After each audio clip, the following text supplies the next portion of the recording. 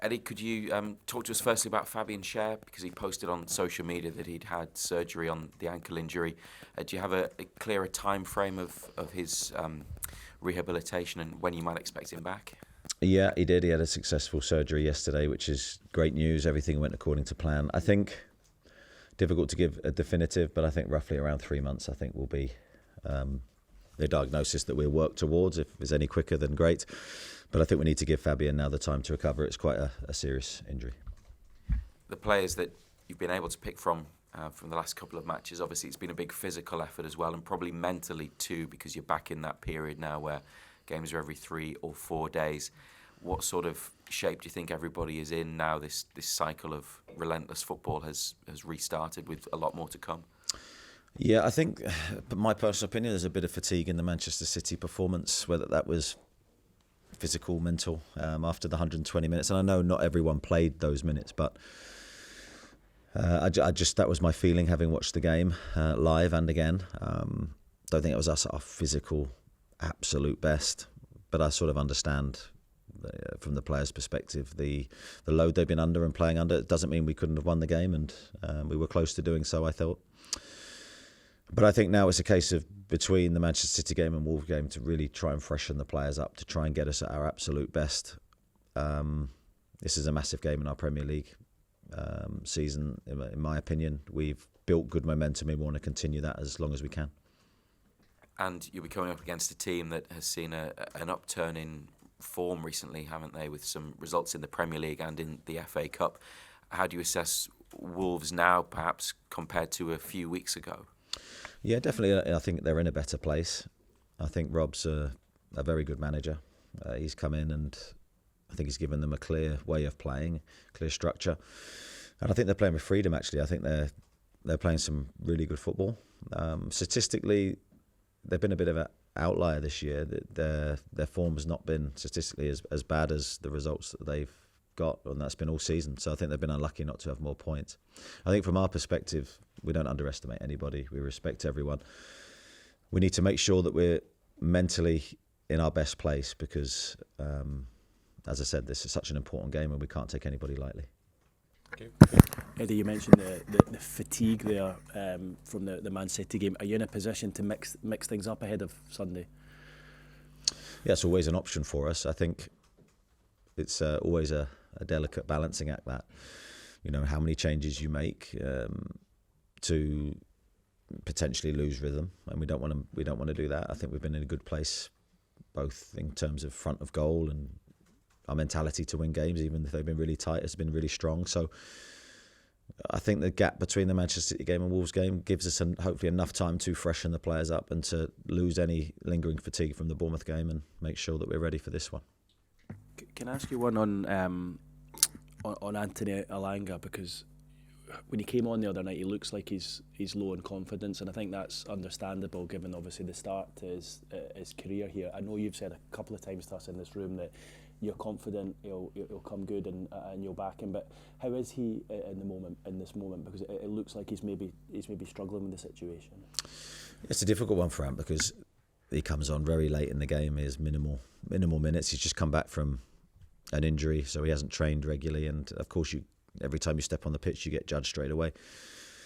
So he did a couple of really nice things. The margins between success and failure for the team and for the individuals are always so small. I think Anthony will be fine. I think he's an incredible professional. I think my big wish is that he plays in an environment where he feels safe and he feels free to express himself. I think there's no denying his ability and the qualities that he can bring to the team. He'll need a bit of time to find his best form, but I'm confident he'll get there. Is that sort of your message then, sort of outwardly, I guess, to the fans, people watching as well, like just sort of go easy on him, give him time, he can get back to the player that we saw over the last couple of seasons? It'd be my message to sort of every player is let's love and enjoy the players that we have and try and help them find their best form. And that's the same for everybody. We've seen players here, even under my tenure, that have taken a while to find their best rhythm. You think back to Anthony Gordon, Joelinton, there's plenty of examples where it's just taken a little bit of time. And we see Anthony every day. We see his qualities. He's a unique player. There's not many like him. And he has serious qualities that we need. So let's bring love to all our players. Andy? Morning, Eddie. Reza mentioned it there. Given the hectic schedule, given the injuries that Newcastle United have right now and these games coming up, is your challenge to the players to dig the deepest that they have in recent weeks? And that's physically and mentally as well. I think when you go through the season that we're experiencing, I think you have to have those resilient qualities to dig deep. And I think we've shown that in recent weeks. The Bournemouth game, the Leeds game, where we've had to dig really, really deep to find something to get a result and to keep the machine moving forward. And however we do it, however we find a way to win at this moment, at this stage of the season, that's all important. I was relatively pleased with some of the things we did against Manchester City. I thought it could have, I think I've said this many times, it could have been very different. The big moments went against us, but we can't lose any confidence from that. We've got too many games and too many big competitions to let that affect us. I want to ask you about Joelinton. We talk about form. He seems to be back to his, I'm going to say this kindly, disruptive, snarling best that we've seen from Joelinton in recent years. How much does he deserve being back to his best form, given the hard work that he does put in? He's such an important player for us. I think when you see Joey at his, you've put it really nicely, snarling, aggressive, confronting best, I think that's when Joe's in his best mental place. Obviously there's a fine line and he's got to stay ahead of that line. You don't want him sent off or to lose him, but I think he plays with that edge to his game when he's at his best. And I think we've seen a really solid return from him since he's come back from his last injury. He had to be really patient, and we had to be patient because we didn't want to push him when he wasn't 100% fit. But I think you've seen his qualities and how important he is to the team. That when he's there, we look a better team, in my opinion. And just finally on Tino Livramento, obviously another blow for him. Obviously, I mean, it's 13 games missed already this season. How is he doing mentally? Because that kind of builds up, doesn't it, over a period of time when you have these injuries that keep you out for weeks on end? Yeah, a lot of frustration for Tino, I think, because I think the injuries have come out of the blue, really. There's been no reason necessarily for them. He's a very willing, very athletic. I mean, he puts a lot of effort and energy into each performance. I'm desperately disappointed for him and for us because he's such an important player. He's got the versatility that at this moment we really need and the standout athletic and technical qualities that, again, help the team. So it's such a big year for him, not just with us, but with maybe international aspirations. This injury will become as a blow. But I think he's got the maturity and the mental strength to handle it and then to make sure he comes back in good shape. Nisha? Morning, Eddie. With the uptick in Premier League form, you're within touching distance of that top 4, top 5. Is that belief still there that you can make the Champions League once again? And is it nice to just focus on the Premier League after the Man City disappointment? Yeah, it's nice to come back to the Premier League in a positive frame of mind. I think we haven't always had that this season, so I think that's a really good thing for us. We know that the Premier League is such an important competition for us. It's where your consistency and your true strength, I think, shows. You can look at the league table in any moment and sort of give an indicator of how well you're doing. We want to stay in the upper parts of the league. The big challenge for us now is to continue that consistency we've built up in the last few games. Because you can look over your shoulder and see a group of teams below us. We can't allow our standards to drop at any moment. So, there's a lot of games to come in a short period of time, as we know. Some big competitions ahead, but this is going to be a key game. In terms of injuries, the long-term ones, is Dan Burn any closer? Will Asula, what's the latest with him as well? Yeah, they're both getting closer. Will hopefully will be training imminently, and then we'll of course have to make a decision on when we can involve him in the matchday squad. And with Dan, he's improving. He's running, which is a really good thing. His fitness will be okay. That won't be an issue. It'll just be managing the pain of his injury. So it's not like he's been sort of rested and not on the grass. I've seen him. He looks in good shape. It's just the pain, I think, the top-end pain when he's fully sprinting. So hopefully not long. And just finally, it's January, so I have to ask, is it still a watching brief in terms of transfers?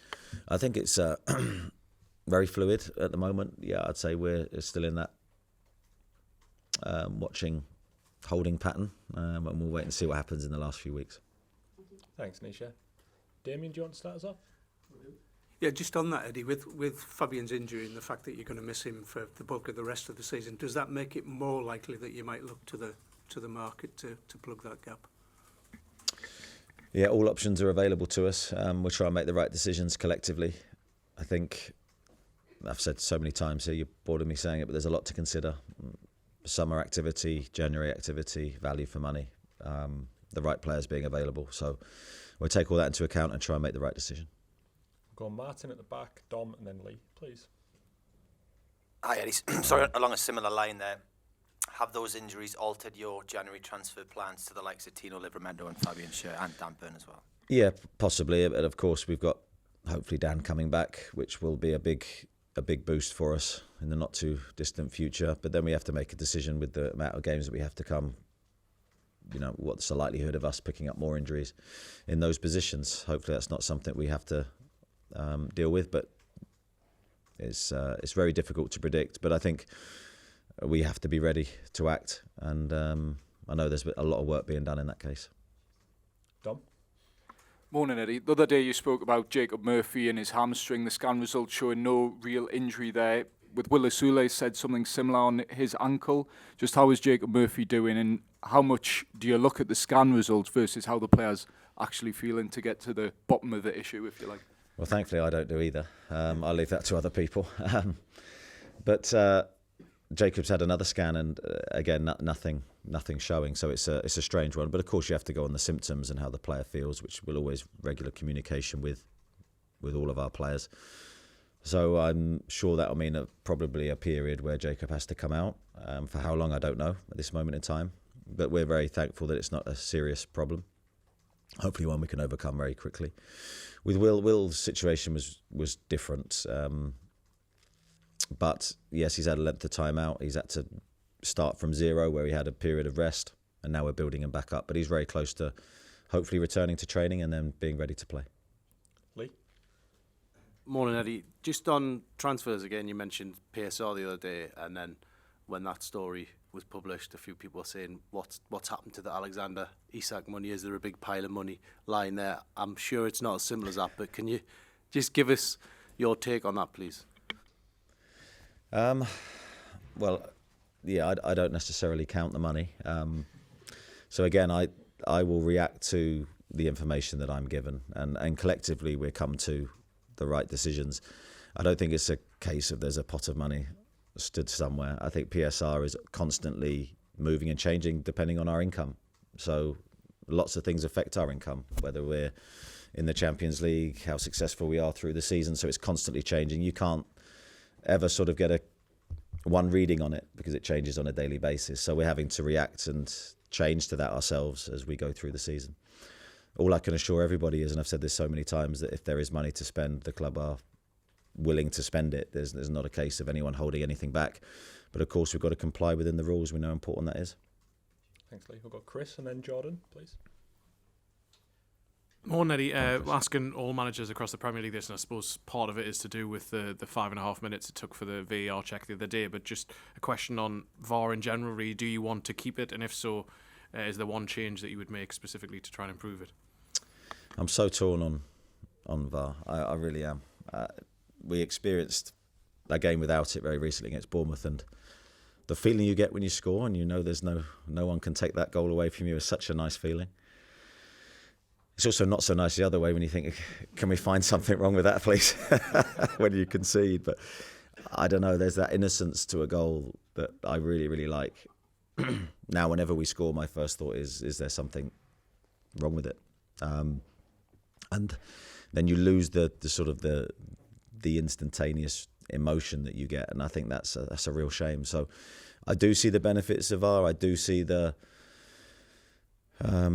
the clear and obvious errors and the goals that shouldn't stand. I do see that perspective. So I'm very much on the fence. Initially, I was very negative on VAR. I didn't want it to come in, and still for those reasons, I'm still hesitant, because I think for the supporter and the people that come to the games, who for me are the most important, I think the game's much better without it. Thank you. Jordan?